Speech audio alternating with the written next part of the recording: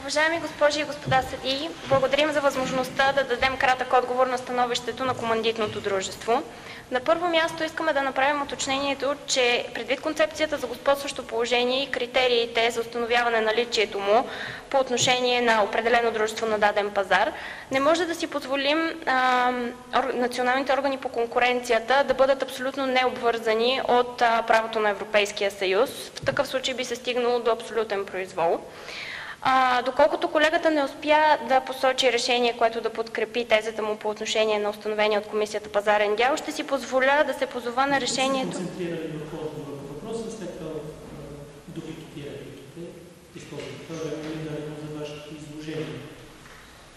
Не са 5 минути, в които... Добре. Добре, благодаря. Извинявам се отново, не сме разбрали регламента правилно. В такъв случай искаме да заявим, че по отношение на първия, аз съм Цветелина Димитрова и ще говоря по първия преюдициален въпрос. По него поддържаме становището, изложено в писмените защити, подадени до съда, а именно, че решението на Европейската комисия по отношение на установения пазарен дял на командитното дружество обвързва националните власти на съответния пазар. Основните ни аргументи в тази насока са три. На първо място се основават на правилото на член 16, параграф 2 от регламент 1 от 2003 година, както и на член 12 от същия регламент. Ще се спрем и на компетентността на националните органи по отношение на правомощието им да прилагат критериите при преценка на това дали едно предприятие е с господстващо положение или не. Първият ни аргумент се основава на правилото на член 16 от регламента, който въвежда забрана за националните органи, въвежда задължение за националните органи да прилагат еднакво общностното право на конкуренцията. В частност, параграф 2 от същия член забранява на националните органи да се отклоняват от вече взето решение на Европейската комисия. В този смисъл е и решението по делото Masterfood срещу HB Ice Cream, номер C344 от 1998 година. Отношение на цитираното от вас дело, бихме казали в него обвързващата сила по отношение на диспозитиви и по отношение на мотивите?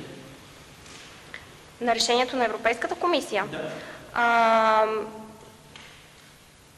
По отношение на цялото решение?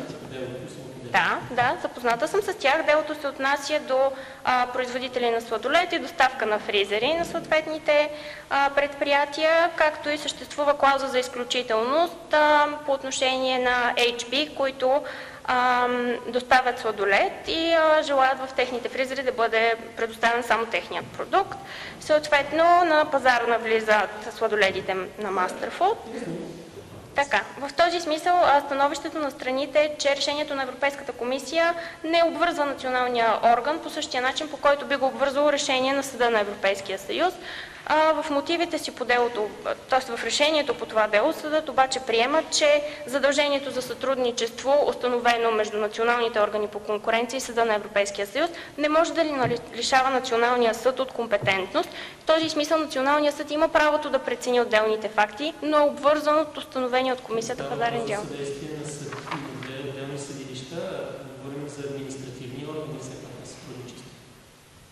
Това е така, но съгласно разпоредбата на член 12 от антитръст регламента, органите по конкуренция на държавите членки имат правомощието взаимно да си предоставят и да използват като доказателство по делата всякакви данни от правно или фактическо общество. В този смисъл решението на комисията и установения пазарен дял представлява един безспорен факт, доколкото... Въпросът е задължително ли да бъде взет от страна на КЗК като такъв или той може да бъде просто част от останалото задължение за събиране на доказателства? Това е същината на вашия въпрос. Същината, разбирам, благодаря за въпроса. Точно това е уточнението, което искаме да направим, че преюдициалният въпрос се отнася до това дали Комисията за защита на конкуренцията е обвързана от установения пазарен дял. Ние твърдим, че това е така, защото Комисията за защита на конкуренцията извършва собствена проверка въз основа на това дали дружеството има господстващо положение на пазара. Както изяснихме в предишните заседания, господстващото положение на едно предприятие не се основава единствено на този пазарен дял. Още повече пазарният дял е релевантен, защото той се отнася към месец февруари 2010 година. Пазарният дял на едно предприятие следва да бъде при анализ на практиката на съда, са изведени редица фактори, при преценка на които се взема становище дали едно дружество представлява такова с господстващо положение и какъв е пазарният му дял. В решение по делото British Airways е взето решението, че при преценка на пазарния дял задължително следва да се изследва и пазарния дял на непосредствените конкуренти на дружеството. Преди това задължение сте да направите анализ на релевантните пазари. Считаме, че релевантният пазар вече е бил изследван от Европейската комисия и в този смисъл Комисията за защита на конкуренцията не е предприела последващи действия по установяване на пазара. Другият ни...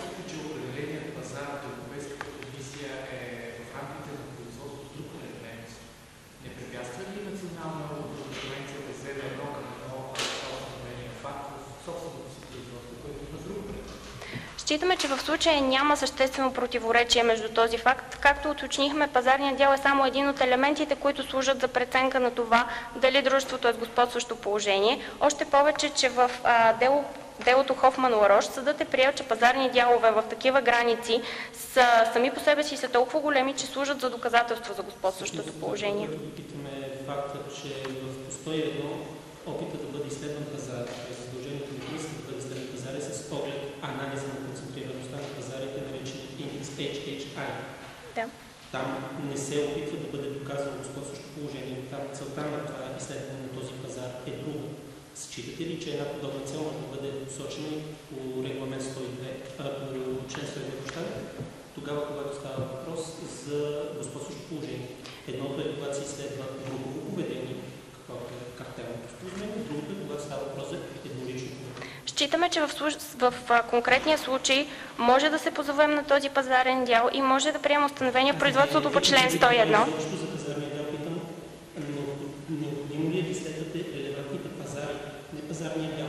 Пазарният дял е функция, последица от определените пазари. Пазарният дял се определя на базата на пазара. Той се определя, да. Вие искате да ми кажете, че един определен пазар в момента, който е определен с една съвсем друга цел, е абсолютно адекватно и достатъчно основание да бъде, и при това не говорим за неговите аспекти, докато географски, е достатъчно, за да може да служи като основа при анализа на основите. Считаме, че това е така, защото в глобален аспект и двата, и член 101 и член 102 се отнасят до правилата на конкуренция и комисията е върховен орган, който следи за защита на тези правила на конкуренцията и в този смисъл не може да приемем, че между тях няма абсолютна зависимост.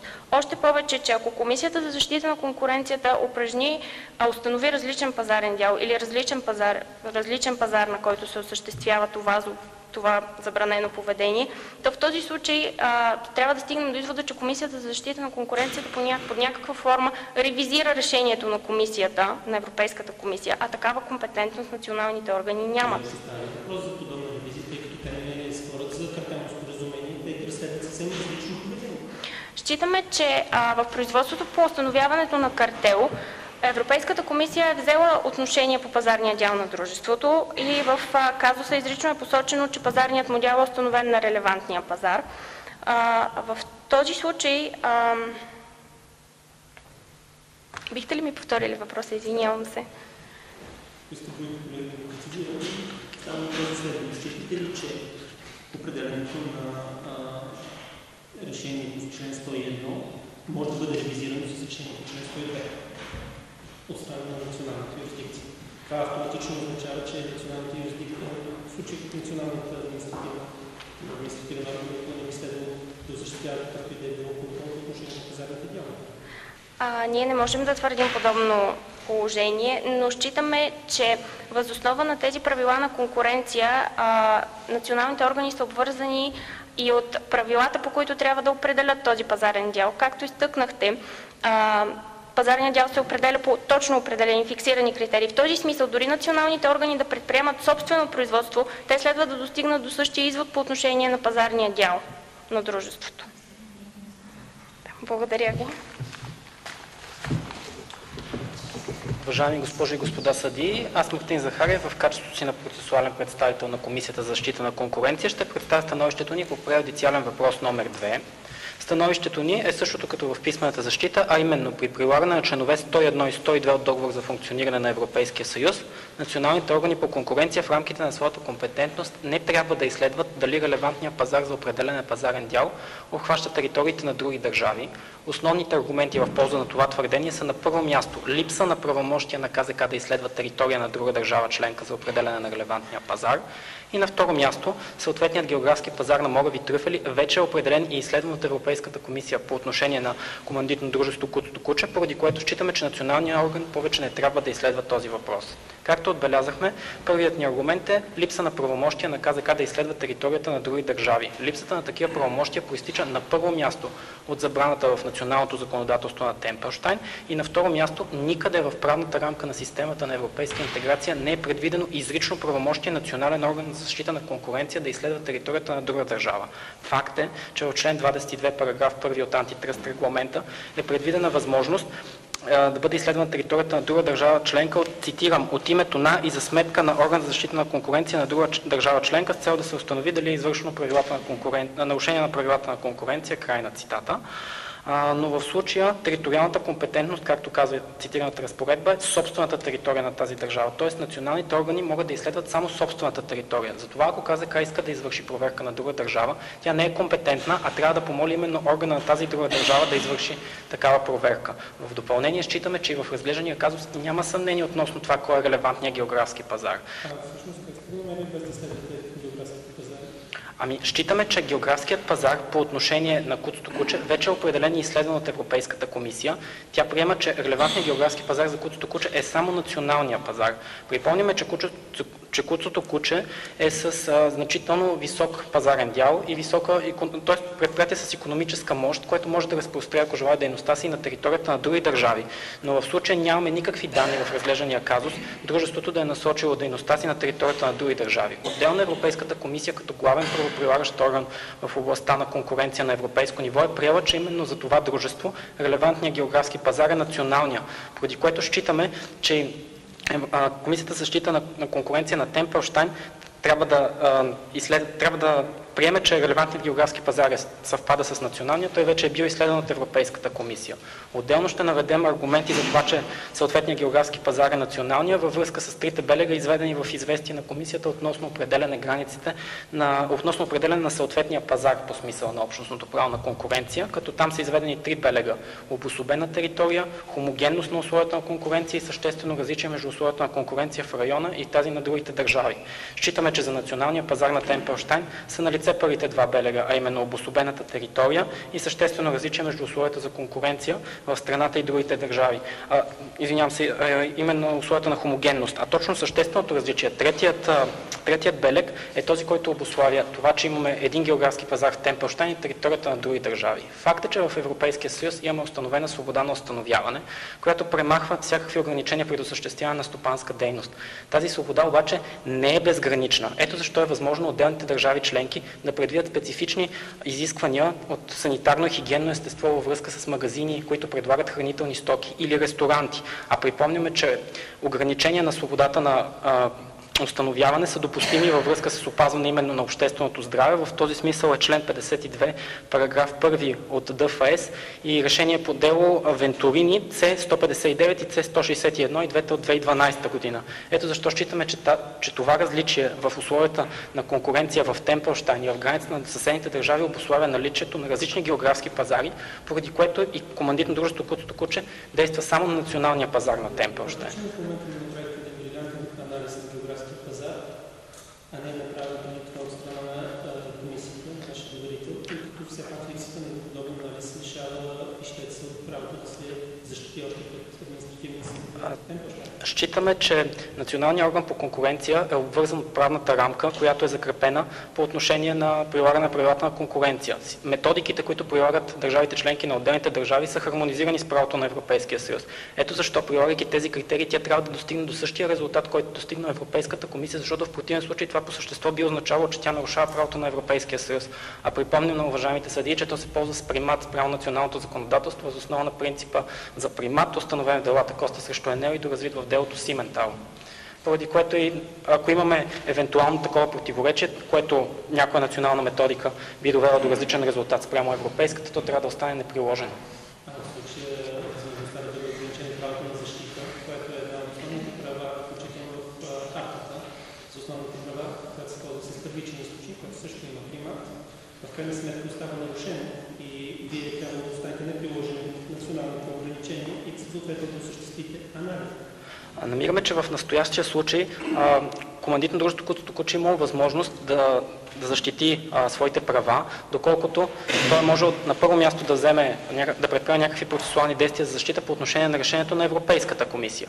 Тоест, след като решението на Европейската комисия е влязло в сила и те не са оспорили съответния пазарен дял, прилагайки същите методики, достигаме до същия резултат. Оттам считаме, че не накърняваме.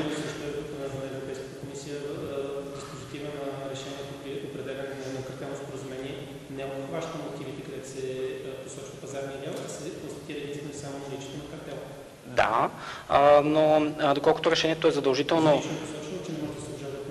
Да, не може да се обжалват мотивите, но решението по 288 са задължителни в тяхната цялост от ДФС за техните адресати, поради което считаме, че командитно дружество Куцото куче, доколкото както уточнихме, че пазарният дял е най-важният фактор за определяне на това дали на дружество е с господстващо положение или не, е можело да оспори критериите, по които е установен този пазарен дял и по този начин да реализира правото си на защита, прокламирано и в първичното право на ЕС. Факт, но всички те са насочени към защитата на конкуренцията, доколкото от една страна установяването на картел е една практика противоречаща на конкуренцията, от друга страна за употребата с господстващо положение също. Въпросът за пазарния дял се явява съществен и за двете и след като те не са защитили правата си по отношение на първото, считаме, че тяхното право на защита не е накърнено, след като ние, прилагайки същите методики, достигаме до същия резултат. Отделно, че в настоящото факт, но нашите методики са съобразени с... Защото прилагането не е само да има характеристиката на разписаната методика, а и начина на прилагане. Така е, да, безспорно. Ще ми е интересно да чуя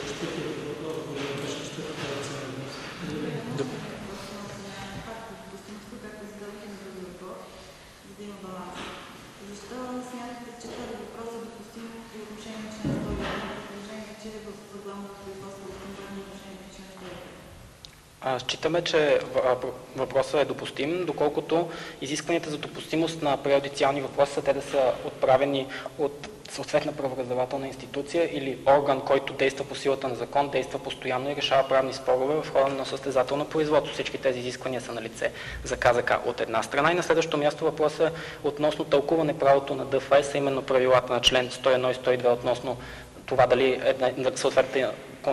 съответния орган има право да изследва територията на други държави, поради което считаме, че решаването на този въпрос е от съществено значение за цялостното прилагане на правото на конкуренция на европейско ниво.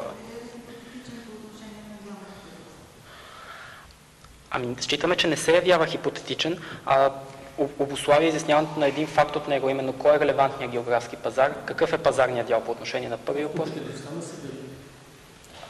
Компетентността на кой съд ли е? Съда на Европейския съюз има компетентност да се произнася единствено по правото относно тълкуването на нормите 101 и 102 ДФС и няма право да решава по същество въпроса пред. Добре, благодаря. Сега ще предоставя думата на Радина Томанова, която ще изложи становището ни по третия въпрос. Благодаря ви.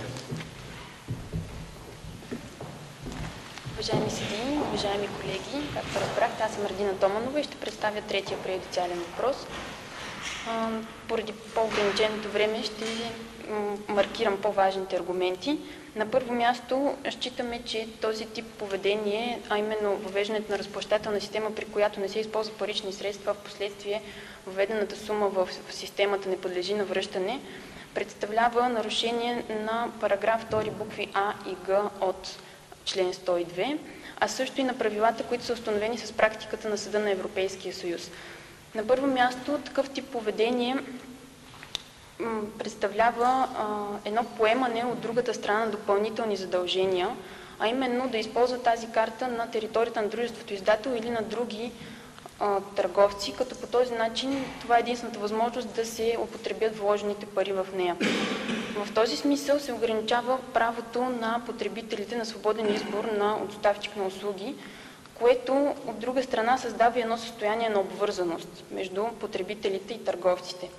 Съдът в своята практика вече има повод да се произнесе по този въпрос и по-конкретно в решение по делото Microsoft корпорация срещу комисията с номер Т-201 от 2004 година, в което са установени 4 основни фактора, при кумулативното наличие на които се счита, че се създава състояние на обвързаност.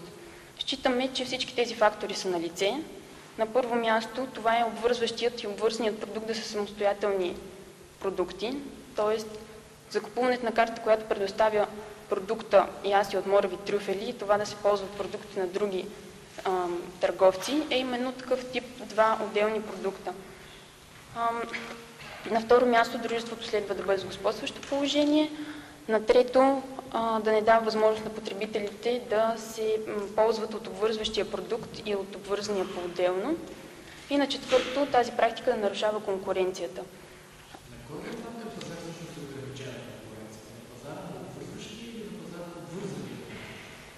Конкуренцията се ограничава на пазара на обвързващия продукт, но по този начин се създава една зависимост между потребителите и други търговци, тъй като Куцото оперира с други търговци, които в казуса е посочено, че представляват луксозни магазини, от които клиентите могат да закупят различни стоки, като дрехи, обувки, аксесуари и така нататък.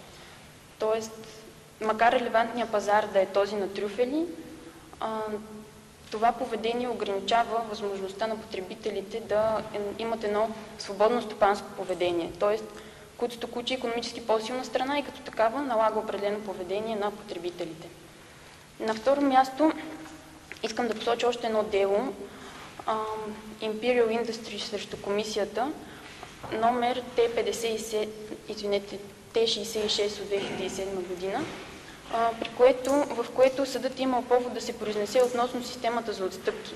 Считаме, че част от картите, сребърните и златните карти, представляват именно такава система за отстъпки, тъй като потребителите имат възможност да спестят част от своите финансови средства при използването им. Съгласно решението, такава система за отстъпки, която има препятстващо действие на пазара, е противоречаща на член 102 от договора за функциониране на Европейския съюз, ако се използва дружество с господстващо положение. Съдът прави извода, че такава система цели единствено да отнеме и ограничи възможността на купувачите да избират доставчици на услуги. Ако нямате въпроси по това изложение, бих искала да предоставя думата на Веселена Радулова. Благодаря. Уважаеми съдии, аз ще изложа становището на Комисия за защита на конкуренцията по четвъртия преюдициален въпрос. Ще разгледам трите принципа: принципа на пропорционалност, правото на презумпция за невиновност и свободата на стопанската инициатива комплексно, както се прилагат от Комисията за защита на конкуренцията при определянето на мерките за преустановяване на нарушението. На първо място, презумпцията за невиновност в въпросното дело в Шиндлер, Т-138 2007 година срещу комисията, се говори за тази презумпция като част от наказателно-правната материя, но правото на конкуренция е квазинаказателно право. Тоест, то не принадлежи към сърцевината на наказателното право и наказателно-правните гаранции не могат да се прилагат в същата строгост и за материята, която е извън тази сърцевина. Правото на налагане на санкция при нарушаване на правилата на конкуренция и квазинаказателно право. Самата...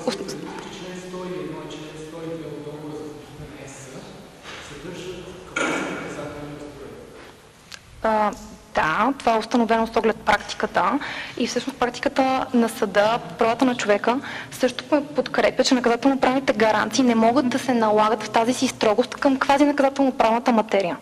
На второ място, принципът за пропорционалност налага интензитета и обема на действията, които трябва да се прилагат при налагането на санкция. За да бъде спазен...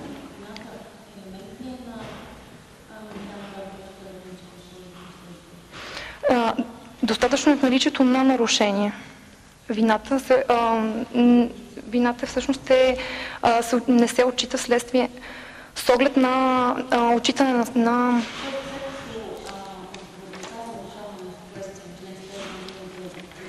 Да. В такъв случай тя изобщо не е приложима към, съответно към юридическото лице като такъв субект. На второ място, принципа за пропорционалност, който исках да спомена, е, че не може да се говори за несъразмерност.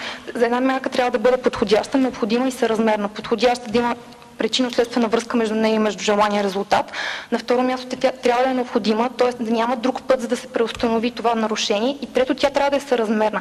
В случая не можем да говорим за несъразмерна мярка, защото не се застрашава жизнеспособността на култото куче КД. За да бъде...